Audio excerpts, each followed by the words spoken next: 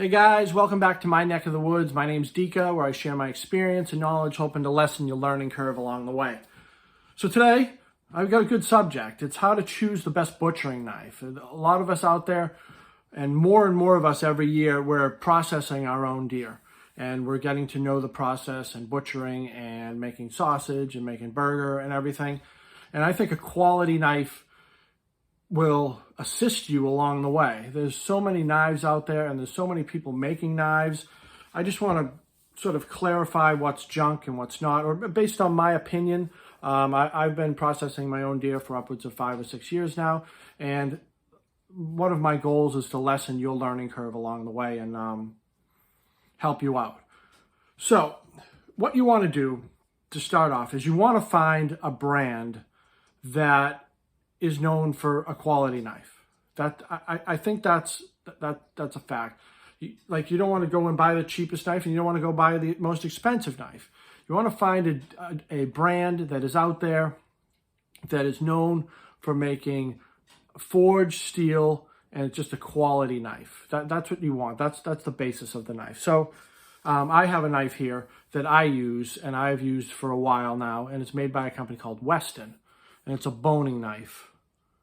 And I've had it for quite some time, and I never take it to a stone. I'll use a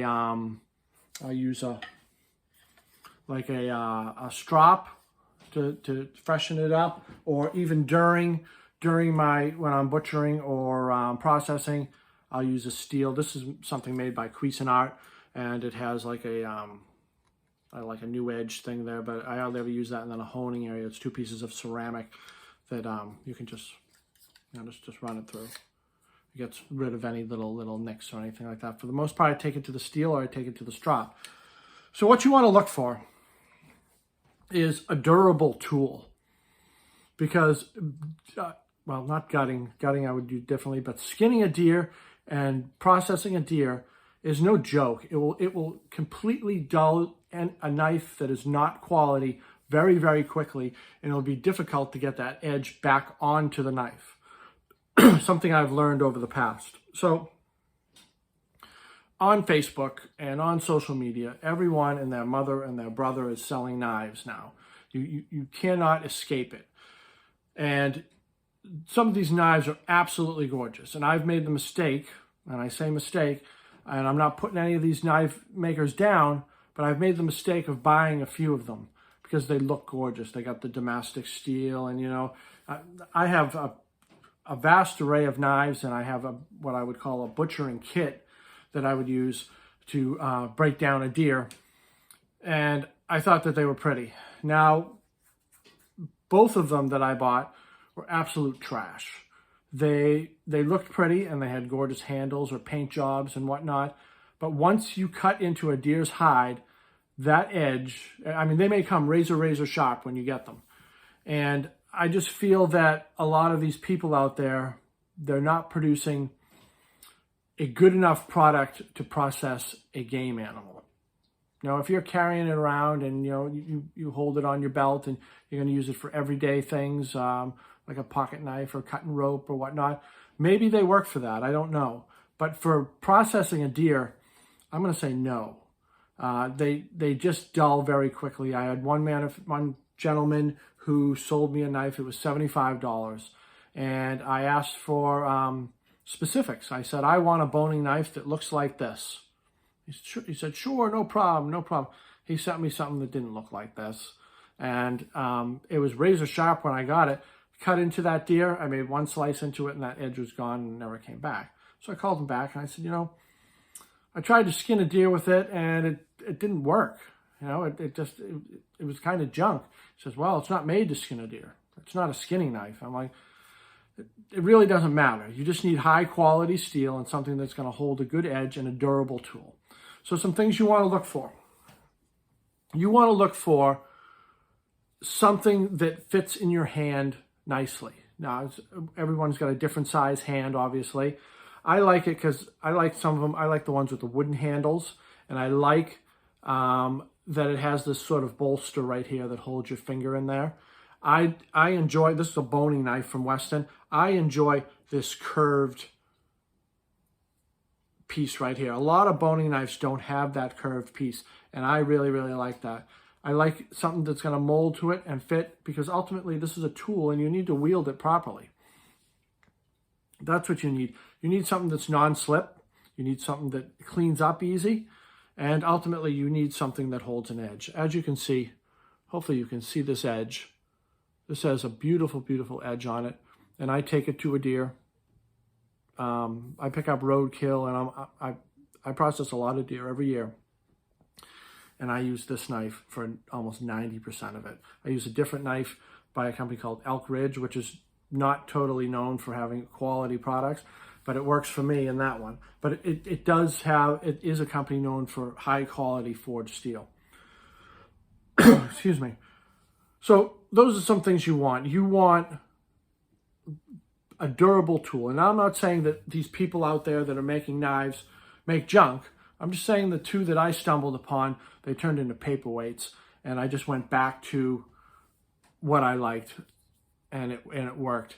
Now, Weston, this company's been around for a while. They make butchering kits, and they're very low. I would consider them low end. You could buy a butchering kit for less than $30, $40, and it will come with a saw and a boning knife and a fillet knife, and you'll find that as you process your deer, you will basically use one knife and you'll become comfortable with that knife. But ultimately, you want that knife to hold an edge, and you want it to work, and you want it to be a sharp, reliable, durable tool. I know I keep saying this, but that's ultimately what you want.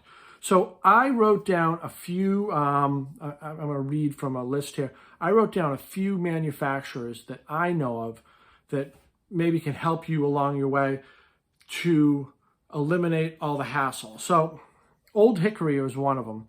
That's a old-time butchering sort of company. They're not pretty.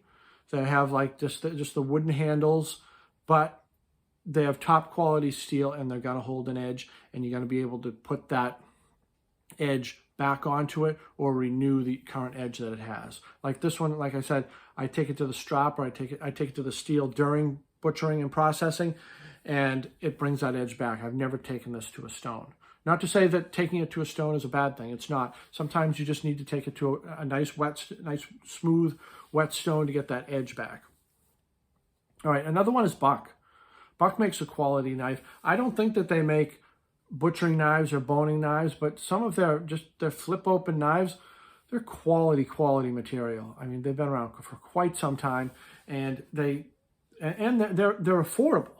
They're able to make a quality, affordable knife for people out there, and they're easy to carry too. You can carry it with you, and it can be more of a utility knife. And then if you need to do something in the field or do it at home, it's available for you, as opposed to carrying around something like this. So it's multi-purpose with the Buck knives. One of my favorites is Victorinox. They are.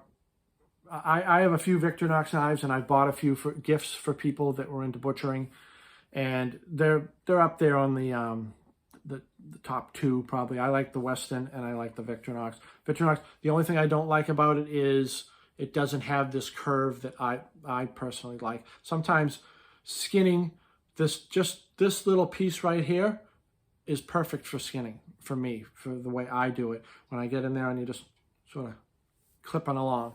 Victorinox is good. They sell a boning knife where it comes out in an angle, almost. I think it's like a 30-degree angle where it comes out of the handle, where it's perfect. There's a lot of people online and on YouTube, like the Bearded Butcher and people like that. They swear by the Victorinox, and you see them. They break down a deer and they only use one knife. They don't need a vast array of knives. Another one is Dexter. Dexter has been around for quite some time. A lot of supermarkets and butchers and everything, and even some restaurants, people, they have Dexter knives, anything from French knives to bread knives, and they have been around for quite some time, and they have the durable plastic handles. Everything's machine washable, obviously, dishwasher safe. Dexter is a quality knife. I personally don't like it because they don't sell a boning knife that I like, And the fillet knives that they have, they're too flimsy for me. There'd be something more that I would use for a fish. And obviously Weston. Weston is my favorite here. And like I said, I've had this knife for upwards of 8 years, I think. I think 8 years. Someone had an old, and I stumbled upon it by accident. Someone had an old, well, not an old, they were gifted or won in a prize a Weston butchering kit. It had like a saw, a steel, and like 2 or 3 knives in it. And they gave it to me because they knew that I was into butchering. And I stumbled upon this, and I haven't strayed from it yet. What's another one? Oh, Rada.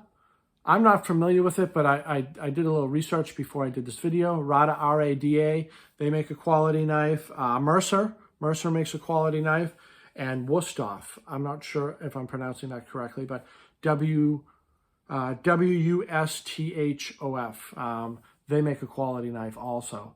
Hopefully that helps you in making your decisions and finding a quality butcher knife in your future. Ultimately, I'm here to help you and, like I say, lessen your learning curve, so maybe you don't make some of the same mistakes that I made.